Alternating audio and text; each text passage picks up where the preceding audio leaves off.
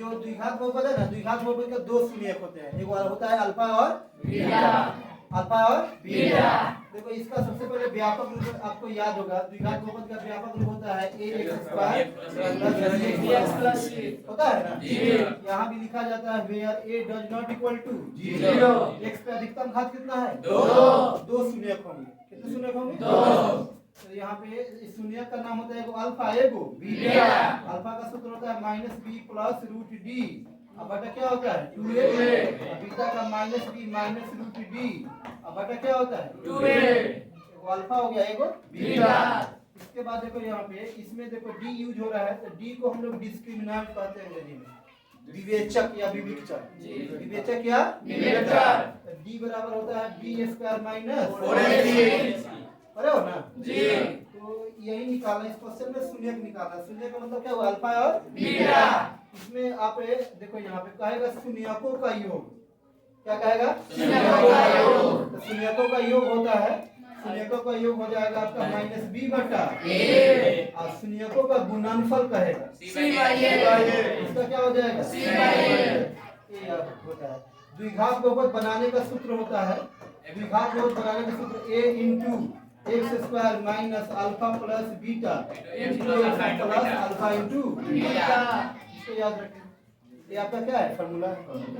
तो इसका क्या निकालना है? शून्य। शून्य निकालना है ना जी। देखिए शून्य बता रहे हैं। सबसे पहले इसमें एबीसी का मान बड़ा हो जाएगा, अच्छा इसी से हो जाएगा, ध्यान दीजिए।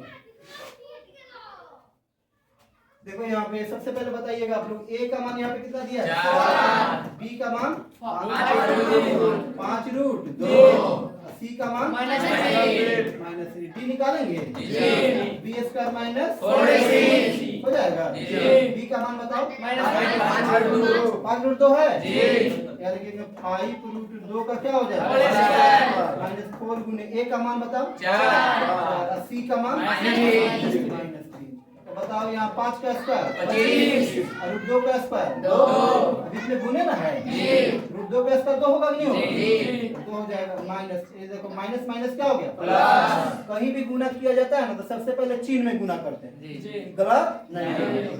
माइनस माइनस क्या हो जाएगा? प्लस। 4 चौका 16, 16 तिया 48, ये हो जाएगा 25 दूना 50, प्लस कितना बोलो? 48।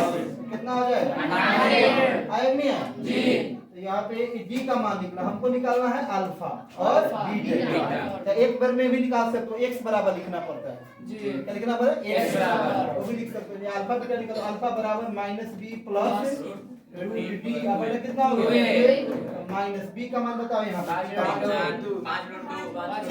5√2 प्लस d का मान बताओ?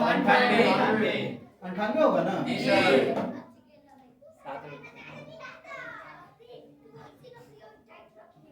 98 लिखेंगे यहाँ पे, और बाई 2√2 गुने होता है ना जी, 4। 2 गुना a का मान कितना दिया?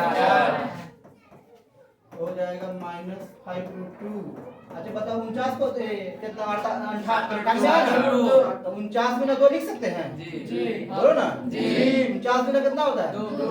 49 गुना यहाँ लिखेंगे, देखो 49 और गुना कितना बोलो?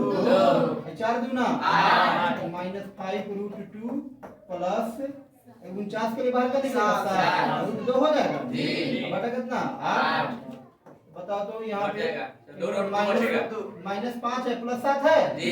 तो 7 12 की 5 12? 7। तो 7 में से 5 घटेगा तो 2 आएगा जी। बगल में √2 है कि नहीं है जी?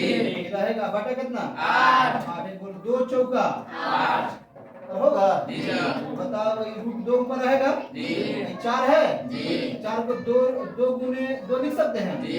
आपको पता है, ध्यान दीजिएगा, 1 को 2 कितने √2 के बराबर होता है? 2। बोलो ना जी। 1 को 2 कितने √2 के बराबर? 2। 1 को 2 रहेगा कि नहीं रहेगा जी? खराब हो गया तो बताओ 1 से वो कटेगा? हाँ वो सब कट जाएगा।